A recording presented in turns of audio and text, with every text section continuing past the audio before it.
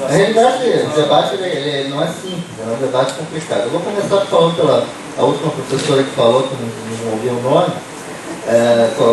Na realidade, nós defendemos a desobrigação do Estado, não. Inclusive está escrito ali que as verbas do ACC elas têm que sempre crescer ano a ano real. No mínimo, o governo não pode diminuir as verbas. Então, obviamente, está garantindo que a gente sempre tenha repasse orçamentário federal. Do professor Milton e da professora Sandra, esse debate não dá para fazer aqui em 5 minutos. Na realidade, a discussão é do Estado Democrático de Direito ou não. Eles defendem a Universidade da Revolução, eu acho que é um outro princípio, é uma outra concepção.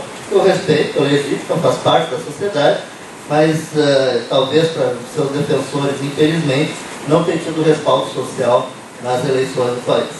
Portanto, eu acho que ela não tem o respaldo da sociedade brasileira hoje, pelo menos do jeito que as coisas têm se colocado. Então, respeito a posição de ambos, mas ela não faz parte do contexto do debate que ele está fazendo e pensa que nós somos numa sociedade onde as leis e construções dos processos democráticos estão se consolidando no país. Bom, o professor Luiz Rosselli, que é o vice-reitor aqui da UFBA, ele pergunta por que a gente precisa ter uma nova lei, já que tem tantos no país. Então, é uma discussão interessante. Mas, na verdade, se a gente não tiver uma nova lei, a gente vai valer com essas aí. Porque a gente poderia pensar, vamos revogar todas as que existem. E, aliás, tem gente que defende isso. Não vai resolver. Dentro do princípio que funciona o Estado brasileiro hoje, nós não temos como não fazer algo que não tem uma previsão legal. Então, nós entendemos que é preciso sim uma lei para poder consolidar aqueles processos que nós construímos ao longo dos anos e que fazem com que possa fazer a universidade funcionar de uma forma autônoma. Inclusive com prerrogativas do reitor, como eu disse antes, não por uma questão de exacerbar o poder dos estatutos, mas por uma questão de garantir a delegação legal, que é um ponto importante. E aí eu já passo para o Joviniano, e como ele é membro do Conselho Deliberativo do PROIPS, ele vai participar ativamente da construção e do aprimoramento desse projeto. Eu entendo, Joviniano, que no próprio RJU é previsto que, à medida que a gente vai se afastar do país, por exemplo, é necessário que seja publicado no Diário Oficial. A gente pode discutir se esse nosso projeto vai levar a esse tipo de discussão, mudança nesse tipo de processo, e eu concordo contigo que não há necessidade do reitor ser o centralizador de tudo. Uma questão apenas de competência legal, de delegação, a gente pode aprimorar isso certamente. Acho que eu queria mais falar, nesses minutos que me restam, uns 3 minutos, é dizer que a pergunta do Joviniano é a pergunta-chave da discussão. Primeiro, eu não tenho dúvida, se a gente ficar esperando tipo avestruz daquela, nada vai acontecer. Porque a ideia de centralização do Estado brasileiro é real.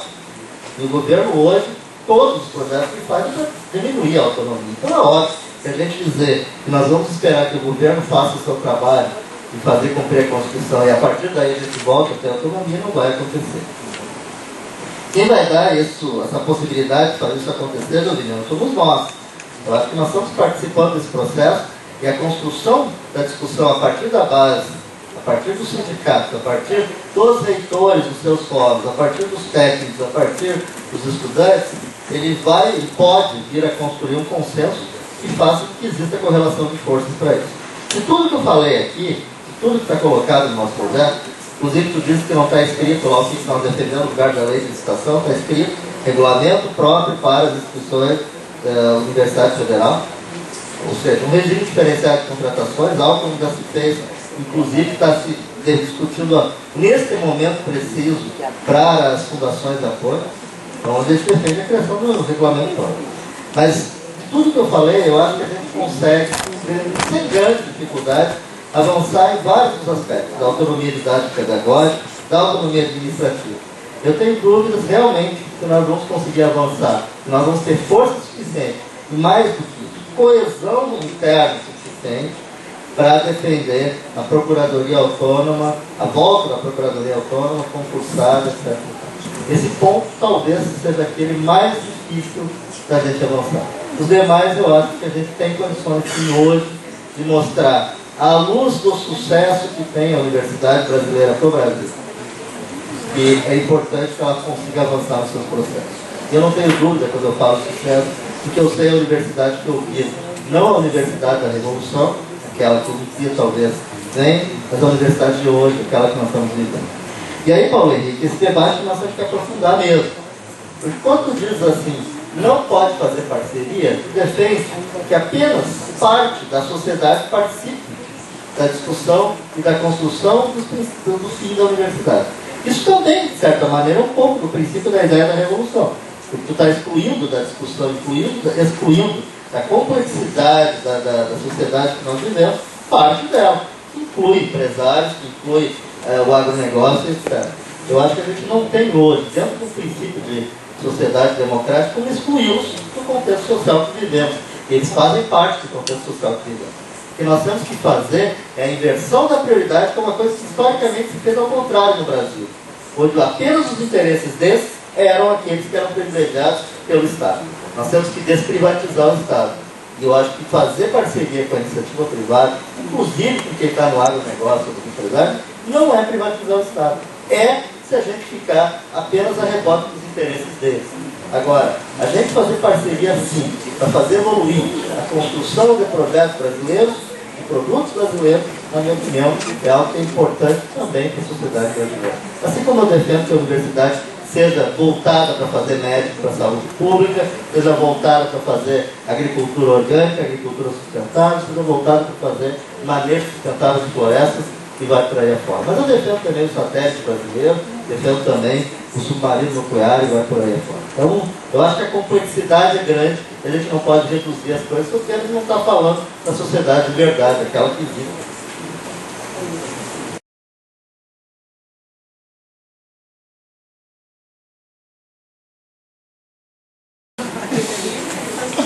Olha, veja bem, eu queria começar com o senhor Juliano, que ele coloca a correlação de força, quer dizer, você pega em qualquer situação a pressão dos interessados. E aí, somando isso com a professora Sandra, tem razão numa coisa, nós precisamos nos ver qual é o conceito, para não entrar nas contradições, porque na minha terra tem um ditado, que eu acho que vale para o outro canto também, que é o seguinte: lá em Araguari não tem meia gravidez, ou tá ou não está grávida. Então a gente precisa ver, porque começam a aparecer uns arranjos, né, do tipo, nós temos que ser autônomos, e por estarmos referenciados e não estamos soberanos, por estarmos referenciados na sociedade, vão estar atendendo o interesse da sociedade. E aí, se eu faço algo, um pacto mais próximo com apenas um setor da sociedade, aí eu já começo a desconsiderar o conceito de autonomia. O princípio que motivou a isso era não estar subjugado pelo interesse do Estado ou do governo, né? Pelo interesse do governo. Mas por quê? Porque a gente acha e defende a ideia de que nós temos um outro patamar que sai desse jugo. Mas aí a gente tem, e vamos continuar brigando o tempo todo, que eu disse no início da minha fala, que derrubou a tese é a contradição. O governo quer impor, porque ele tem a política definida, mas não num processo decisório, onde, como vocês defendem, a composição do conselho tem que ser majoritariamente docente, vem na mesma relação, que é de ter o controle. Vamos pegar a EBSER. A EBSER é uma empresa pública e está lá em pagar. Por quê? Porque o governo quer ter o controle do hospital universitário, que é nosso. Empresa pública não é uma solução? Por que não transformou o nosso hospital em uma empresa pública, como tem um HCPA lá? Porque aí esse hospital ficaria sob o controle do reitor daquela universidade, não do Estado.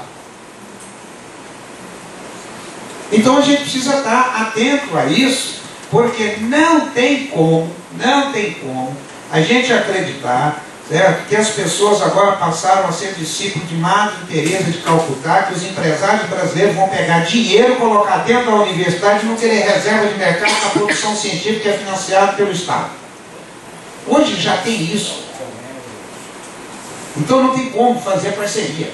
Fez parceria, está desobrigado da sociedade. Está desobrigado. Né?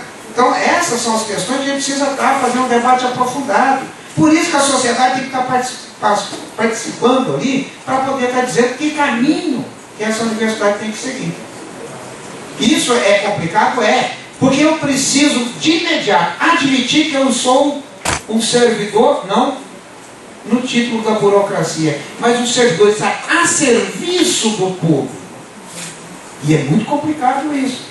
A venda de serviço dentro das universidades já vem isso. O pessoal discutir privatização, porque o governo quando vem umas coisas da privatização. Eu não discuto privatização por parte do governo, porque tem lá o objetivo dele. O que eu não consigo é ficar calado e não discutir a particularização da universidade pela sua comunidade interna. O governo ainda faz uma lei, ainda bota lá e tal, e assume. E a comunidade interna não assume esse processo de particularização do espaço público. Por isso que eu tenho o meu laboratório, o meu equipamento, o meu isso, o meu aquilo. Pronome possessivo na primeira pessoa. Não tem o nosso dentro da universidade. Então essas questões todas vão estremecer. Por isso que eu disse no início da minha fala que a questão de romper a questão cultural vai ser muito difícil. Por isso que a gente não consegue sair das amarras. E aí, professor, a gente não consegue nem definir o que é autonomia direitinho, colocar todas as bases, porque para além dos conceitos filosóficos e ideológicos, tem aí toda uma vida cultural colocada. Só queria levantar mais uma questão, que é o seguinte: essa produção que nós estamos fazendo, ela vai mudar o rumo dela? Por exemplo, medicina, os cursos nossos, fazer o nosso currículo, que hoje já tem as diretrizes, os parâmetros nacionais, né? A medicina que é ensinada aqui, ela é preventiva ou é curativa? Os cursos de especialização na hora de odontologia é para o Brasil sorridente ou para implante dentário? É para estética. A agronomia nossa tem feito pesquisas e mais pesquisas para o agronegócio ou para a agricultura familiar? E aí, queria fechar aqui, minha filha é muito revoltada com o salário, porque ela é professora lá no estado de Minas Gerais, né, do 2º grau, e ela é revoltada com o salário. Ela chegou indignada porque ela não tem reprovação. O aluno nunca apareceu na sala de aula, mas ela tinha que dar uma nota. Ela se recusou, o conselho do colégio fez a nota, colocou. E eu peguei e falei, pois é, vocês dizem que isso é um absurdo, mas bastou dar 5% de aumento e vocês se sujeitam a fazer esse tipo de serviço para o Estado. Precisa romper com isso, tinha que ter uma greve contra esse tipo de coisa. Então tinha que ter uma greve contra a particularização da Universidade Brasileira.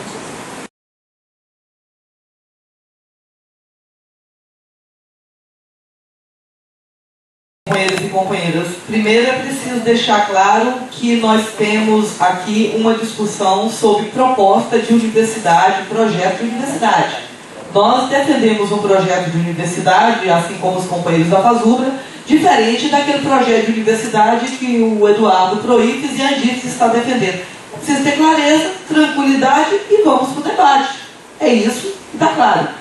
Nós defendemos uma universidade que seja pública, gratuita e de qualidade. Isso não é simples jargão, não. Essa é a universidade que tem condições de produzir conhecimento para o público, que essa é a finalidade da universidade. Qualquer universidade que faça parceria com o capital, ela vai produzir segundo os interesses do capital e não da sociedade. Então tem essa diferença entre nós, e isso está claro. E dentro dessa perspectiva, Juviniano, eu gostaria de dizer para você o seguinte: o artigo 207 da Constituição, quando nós dizemos que ele é auto-aplicável, não é simplesmente dizer que ele é auto-aplicável e pronto, não. Nós temos o caderno 2, que é a proposta para a Universidade Brasileira, onde damos diretrizes para a autonomia didático-científica, financeira, gestão e tudo mais. Não tem tempo aqui para expor todo o caderno 2, mas nós podemos fazer esse debate de proposta para a Universidade Brasileira em outro momento. E lógico que você conhece muito bem o caderno 2 do Andes, né? E dentro dessa proposta para a Universidade Brasileira, nós defendemos essa universidade que eu falei inicialmente. E lógico que esse cipoal de normas não vai ser retirado pelo governo sem luta, porque o governo, até hoje, ele nunca atendeu nenhum interesse do trabalhador que não fosse com luta e com muita conquista. Infelizmente, tem alguns sindicatos, algumas pessoas que acreditam em conciliação de classe. Nós não acreditamos em conciliação de classe entre o capital e o trabalhador. Conciliação de classe entre o capital e o trabalhador, sempre quem vai levar vantagem é o capital e nunca o trabalhador. Mas essa luta nós temos feito. O Andes desses anos todos, e Joviniano sabe muito bem, porque ele conhece o Andes, o Andes desses anos todos, o que ele fez foi luta, greves, mobilizações. É assim que nós compreendemos que nós ganhamos e chegamos à vitória. Não compactuando ou sendo reformista e fazendo conciliação de classe com o governo. Então esse é o nosso caminho da luta. Tem outro detalhe que é importante, que o Luiz Rogério colocou. Todo momento recebe na reitoria uma norma, uma lei. Cadê o Luiz Rogério? Sim, mas é disso que eu estou falando para vocês. A universidade, ela é controlada pelo Estado. Ela não tem nenhuma autonomia. A todo momento você recebe um edital dizendo que para ter financiamento para projeto de extensão você tem que fazer isso e isso. Para ganhar dinheiro para projeto de pesquisa você precisa fazer isso, isso e isso. Para ter mais verba para abrir curso, para expansão, você precisa cumprir isso, isso e isso. Isso é o quê? Controle do Estado. Essa universidade nós não defendemos. Nós defendemos uma universidade que seja autônoma, aquela que possa criar as suas leis, as suas regras, as suas normas. E aí, quando eu digo que os reitores têm cumprido o papel de gerente, depois eu vou falar sobre o que você disse, é quando os reitores simplesmente atendem esses editais, essas normas, essas regras, e não discute com a comunidade acadêmica. Ou faz de conta que discute com a comunidade acadêmica. Gente, como foi aprovado o Reúne? Na maioria das universidades. Sem nenhuma discussão, que em alguns lugares os reitores tiveram que levar para a sede do Ministério Público e da Polícia Federal. Mas como?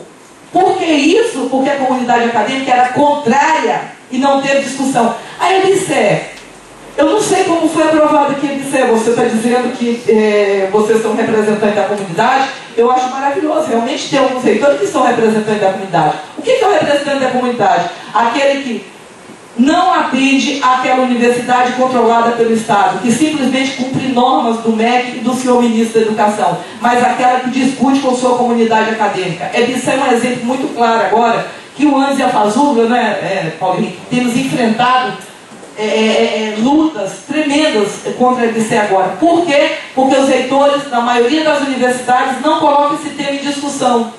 E tenta atropelar a comunidade acadêmica aprovando de qualquer jeito, porque é uma determinação do MEC, como o Paulo Henrique já colocou, o companheiro da Fazula já colocou, que é que essa empresa privada venha gerir os hospitais universitários. Então, que universidade é essa? Imagina uma empresa privada gerenciando hospitais universitários.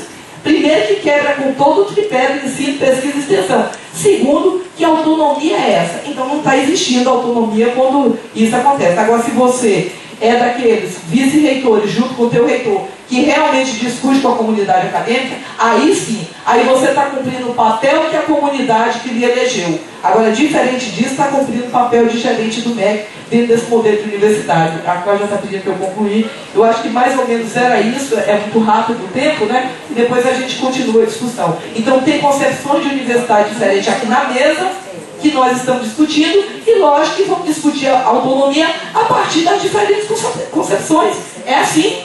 Nós entendemos que não é a autonomia, que é a heteronomia, mas um companheiro que defende essa concepção entende outra coisa. Eu acho que são projetos diferentes e precisamos fazer discussão sobre isso. Obrigada.